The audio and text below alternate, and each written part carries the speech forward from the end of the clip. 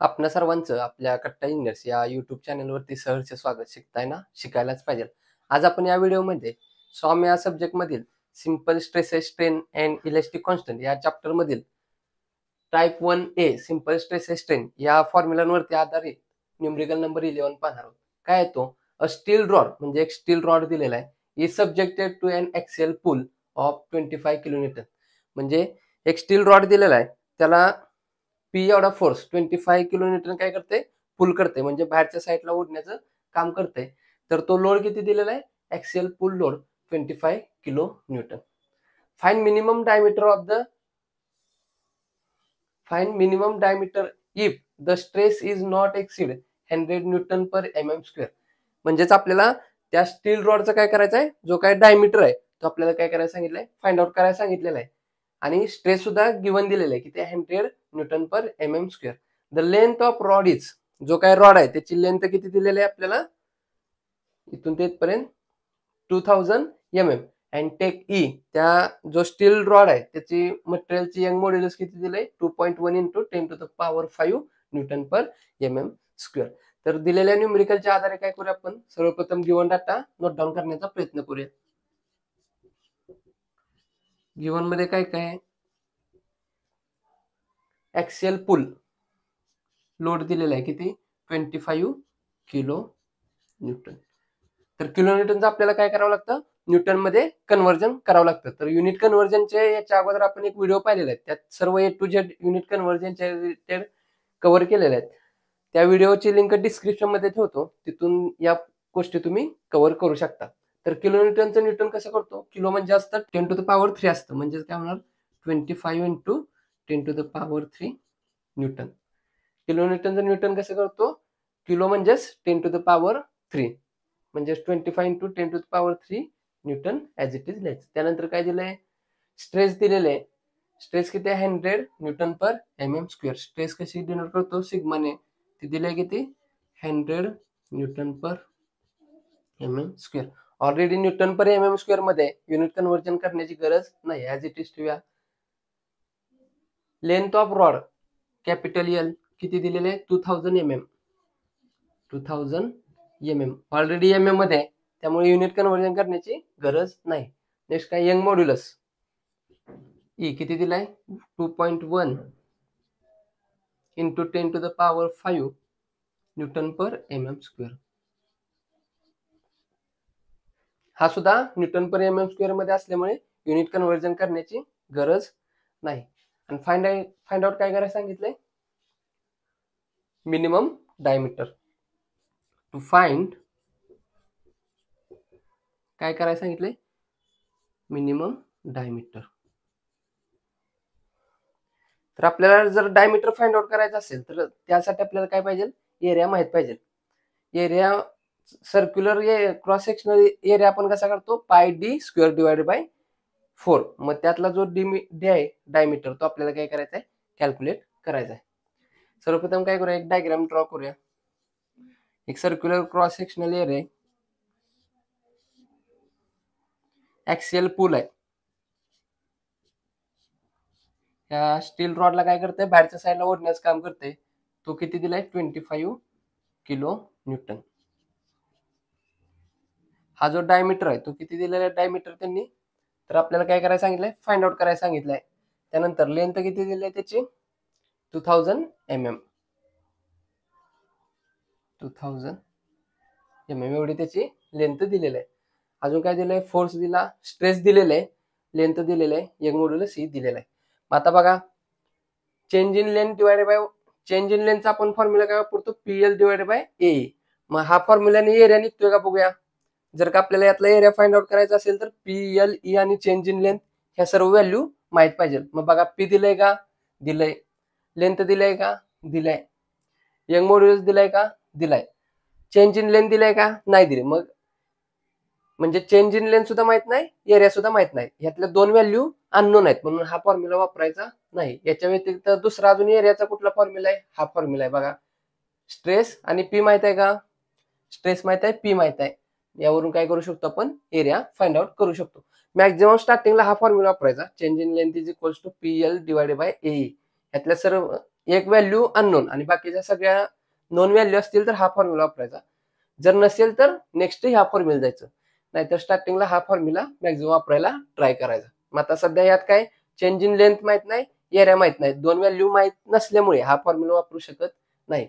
यामध्ये काय बघा, पी माहित आहे, स्ट्रेस माहित आहे, त्यावरनं एरिया काढू शकतो. मग काय बघा, स्ट्रेसचा फॉर्म्युला काय असतो, stress is equal to force divided by area. Therefore आता एरिया काढूया, एरियाला इकडे शिफ्ट करून काय होणार, हा स्ट्रेस इकडे शिफ्ट होणार, म्हणजेच काय होणार, area is equal to P divided by stress. P किती आहे, किलो न्यूटन मध्ये आहे, त्याचं न्यूटन कसं केलं, 10⁻³ ने न्यूटन मध्ये कन्वर्ट केलं, म्हणजेच काय 25 इंटू 10⁻³ डिवायडेड बाय स्ट्रेस किती आहे, 100 newton per M M square. Already newton per M M square मध्ये असल्यामुळे त्याचं युनिट कन्व्हर्जन करण्याची गरज नाही.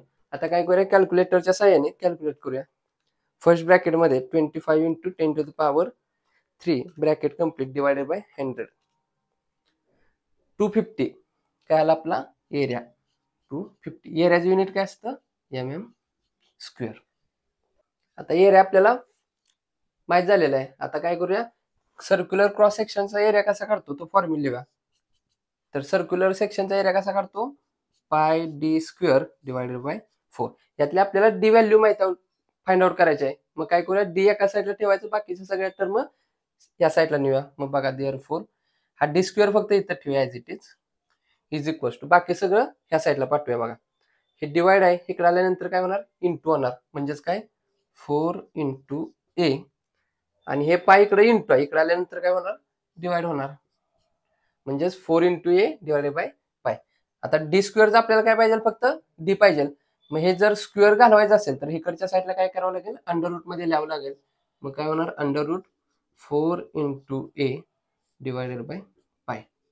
D is equal to value put करूया, 4 ॲज इट इज. एरिया किती काढला, 250 डिवायडेड बाय पाय. व्हॅल्यू कॅल्क्युलेटरच्या सहाय्याने फाइंड आउट करूया. सर्वप्रथम काय करूया, अंडर रूट नंतर करूया, पहिल्यांदा व्हॅल्यू जे आहे त्याचा आन्सर काढूया.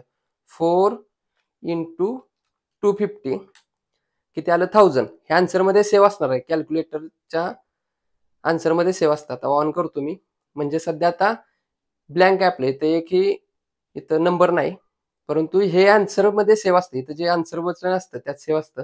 म्हणून मी काय करतोय बघा, आता आन्सर डिवायडेड बाय पाय. पाय कसं, इथं शिफ्ट आणि इथं EXP बटन असतं, ते प्रेस केल्यानंतर पाय येतं, इज इक्वल टू केलं. हे लास्टचं आन्सर कॅल्क्युलेटर मध्ये सेव्ह आहे. मी कॅल्क्युलेटर ऑन करतो, आता सध्या इथं 0 आहे, परंतु जे लास्ट व्हॅल्यू आपली जी आली होती ती या कॅल्क्युलेटर मध्ये सेव्ह आहे. कुठे सेव्ह आहे, या आन्सर बटन मध्ये. मग काय करायचं, आता या सगळ्याच आपल्याला काय करायचं, या व्हॅल्यूचं अंडर रूट घ्यायचं आहे. मग काय करायचं, अंडर रूटचं बटन इथं आहे, हे बटन अंडर रूटचं प्रेस करायचं आणि आन्सर प्रेस करायचं, इज इक्वल किती आलं, 17.841. दिसतंय सर्वांना इथं बघा, 17.841, 17.841. डायमीटरचं युनिट काय असतं, MM. तर एकंदरीत या न्यूमरिकल मध्ये काय केलं, जे काही गिव्हन डाटा होता, किलो न्यूटनचं newton per MM square as it is, MM सुद्धा as it is, newton per MM square as it is ठेवलं. किलो न्यूटनचं फक्त न्यूटन मध्ये कसं केलं, इंटू 10⁻³ करून जो डायमीटर फाइंड आउट करायचा होता आपल्याला, तो डायमीटर कशात असतो रे, एरियाच्या फॉर्म्युलामध्ये डायमीटर असतो, कसा, पाय डी स्क्वेअर डिवायडेड बाय 4. मग त्यासाठी आपल्याला पहिल्यांदा एरिया माहित पाहिजे. मग एरिया आपल्या कुठल्या फॉर्म्युलामध्ये असतो, stress is equal to P by A किंवा change in length is equal to PL divided by AE.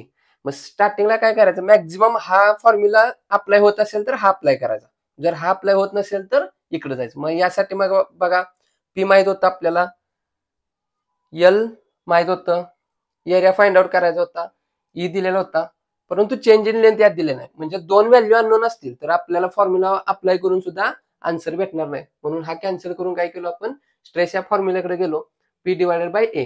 यातला P दिलेला आहे, स्ट्रेस आपल्याला दिलेला आहे, त्यावरून आपण काय केलं, एरिया फाइंड आउट केला. आणि एरियाचा सर्क्युलर सेक्शन साठी एरिया कसा करतो, पाय डी स्क्वेअर डिवायडेड बाय 4.